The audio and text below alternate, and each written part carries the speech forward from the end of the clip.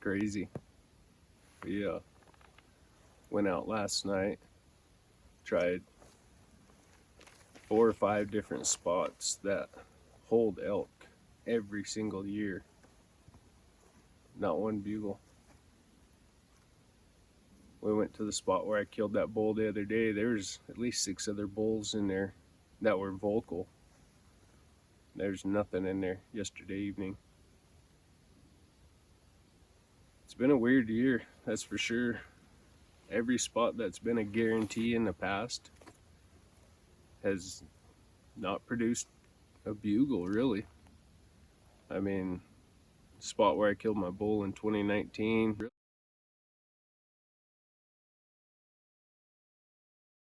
opening weekend was good. There was a lot of bulls in there bugling. A lot of traffic this year. A lot of people. I mean, it's good and bad. You know, I like to see people out there hunting, but I like to see them out there doing it legally. We've been overrun with people thinking they can pack a rifle during archery season, and it's a bunch of garbage. Really pisses me off. And, you know, it's the lazy ones, really. I mean, these bulls are still bugling at the end of October when our rifle season opens. Last year I didn't kill an archery bull. Opening day of rifle, I was in probably 60 head of elk screaming their heads off, and that was when I had a hunter shoot right towards me. Yeah, he didn't know I was there. There was three different people going at them elk, and neither one of us knew we were in there. And that's the way it goes, you know. But it's a little disheartening to see guys going out and shooting elk with a rifle during archery season. It's kind of disgusting, you know, that they're that lazy to not keep trying with a bow. I mean, there's some of us that pack bows during rifle season. And yeah, I don't know. But it's the last day. We're going to give her heck today, that's for sure. We're going to pack up, go to a new spot. This spot has always produced in the past. One of the very first videos on the channel, there's a 5-point bull I called in, and that's the bull Brantley shot during rifle season.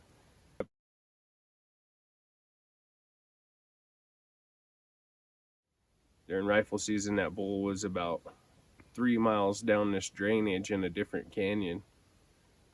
And that's Brantley's first elk. But it's cool, I got video of that bull, and we made that memory. But my brother Rich just texted. Him and brother Corey are out. We just stopped at Corey's house there before we came up here, and they went where Corey missed a bull yesterday evening, and them elk were in there screaming. So wish them luck. Hopefully they stick one. They haven't got to get out much this year. Corey's starting his own haircutting business, going to college. You know, he took a leap of faith and quit his job and pursued something he wants to pursue, and that's what I encourage everyone else to do. Yeah, him and his wife, they're doing awesome. You know, it's a struggle for him. He's driving 2 hours every day to go to school and cutting hair on at nights and on weekends, so he hasn't had much time to get out. So I hope he gets an elk. Pretty confident he'll get one in rifle season, but it's the way it goes. This year's been rough. I mean, our game reserve, where you have to draw, they give out, I think, 25 tags. Everyone who's got a tag in there said it's been rough in there. And that's, our game reserve is almost, I wouldn't say high fence, there's no fences on it, but you have to draw a tag in there, and it's always good elk hunting. I drew a tag a couple of years, and anyway, we're gonna hike back to the truck and go try and find some elk. Just keep moving today. Hopefully Brantley can stick one with a bow. If not, we're going for a giant during rifle. Told him that the bow, take any elk he gets a shot at, because he's never shot one with a bow, as long as they're within 30 yards. You know, good broadside, make a clean kill. He's running 48 pounds. We'll go over his gear today. Brantley's packing Mission hammer. It's made by Matthews. It goes from 15 pounds to 70 pounds and goes up to like a 30-inch draw length. He's running 48 pounds. He's running full metal jacket arrows with a 50 grain brass insert and 100 grain thunderheads, fixed blade. I love fixed blade broadheads, you know, they're foolproof pretty much. Had a lot of buddies run mechanicals and lose elk, and it happens, but if it ain't broke, don't fix it. It's my motto. He's got Kelsey's binoculars and bino harness. He's got packing the Vortex 10x42 Diamondback HDs. Then he's just got a camo backpack. Got reeds in here. Yeah, he's running Rocky Mountain game call reed and Phelps. He's got a Rocky Mountain bugle tube. I'm running Phelps Unleashed bugle tube. And then this year's the first year I've used the Mavericks. I've always used the grays and the blacks by Phelps, or the blue by Rocky Mountain game calls. I like a heavier latex reed for making good bugles and stuff, and you know, once they get broke in, I can make cow calls real good. But and running Rocky Mountain game call by Corey and Rocky Jacobson, works good. I got 10x42 Vortex. Mine are not the HDs. We both got Alaska Guide Creation vinyl harnesses. Yeah, I wear Kenetrek boots, Kuiu. I'm running Team Elk Eberly stock backpack. I like this because it's got the gun scabbard and it's got the metal frame. And the best part is they donate, I believe it's 10 or 15% of every sale of this backpack back to Rocky Mountain Elk Foundation. And that's a huge, huge thing in my book. I'm all about conservation and protecting our public lands and stuff like that. Obviously, I'm not on public land, I'm on tribal ground. But next year, Kelsey and I are planning a backpacking trip in Montana. She's never killed an elk with a bow. She got a shot at a whitetail last year with her bow, but after seeing me kill multiple bulls with a bow, she's excited to chase elk with her bow. So fingers crossed our plans work out and we get to make it to Montana next fall and try and get her an elk. I will purchase a tag, but it's not about me, it's about her. If she kills out, then I'll try killing out, but if I don't, I'm just happy to donate that money back to conservation. Yeah, it's a little bit pricey, but you know, it's for a good cause too. But yeah, Brantley's running Team Realtree, what is that? Escape camo. It's just from Walmart. Heck, I used to hunt in Walmart camo every year. I bought one Cabela's outfit about 12, 13 years ago.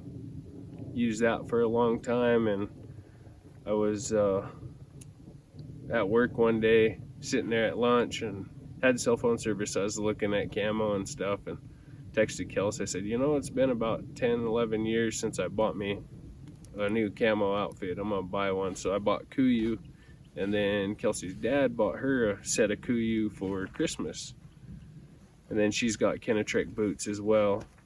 Brantley, I'm not sure what brand his are, but they're from one of our local boot stores. But yeah, that's kind of the gear. I don't have my bow. I already filled my tag. So I run a Matthews Traverse. It's I want to say 31 or 33 axle to axle. I like a longer axle to axle bow. I've shot short axle to axle, but for making steadier, longer shots, I love the longer axle to axle. Hunting out of a ground blind and stuff, I'd want a shorter axle to axle. My bow's set at 69 pounds at a 29-inch draw length, and I'm just running cheap Walmart arrows. People geek out on arrows. Brantley's running hand-me-downs from Gage and Kelsey's dad, and when they bust an arrow up, I just cut them down and make them for him. So he's got the high-dollar arrows. I've ran Full Metal Jackets. I've ran every Carbon Express you could ever think of, Victory arrows, Easton's, everything, and I always go back to buying the cheapest arrows and Muzzy broadheads. The last 3 bulls I've shot with my bow, I shot a bear, all with a Muzzy broadhead, never had any problems. Before that, I ran G5s for a little bit, and I blew clear through a shoulder blade on a bull. I was shooting a Matthews Helium at that time. It was a solo cam bow. That was probably my most favorite bow. It was super smooth. And then before the G5s, I ran the Thunderheads like Brantley has, because just out of the box, they're the sharpest broadheads you can get, in my opinion, and my experience. But yeah, fixed blade broadheads, and as long as your arrow flies true, you're golden. Did you go through an elk shoulder with those? I've never shot an elk in the shoulder with a Thunderhead. My first elk I shot with a Thunderhead. It was a cow. Shot a bear and an elk the same evening. It was pretty cool. The bear was pretty much out of protecting my little cousin that was behind me. It was a big old boar. He come out of the creek right at my cousin. He was about 10-15 yards, chomping his teeth, snorting around, and I was about 60 yards down the trail, and my cousin didn't have a bow or a gun. We were just kids then, and I yelled at him and said, "Don't move." I drew back, and that bear just kept going and going right for him, and I let an arrow fly, perfect heart shot. He jumped across the creek and tipped over about 20 yards. I've shot 2 bears in that same spot, and the last one was with Brantley and Gage. I had them sitting on a wallow just down the creek.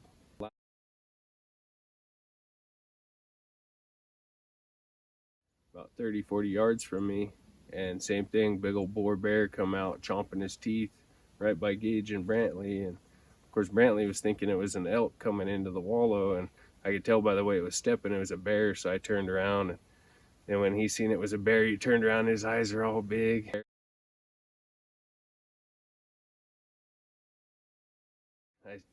I shook my head. I was like, "Don't move, don't move."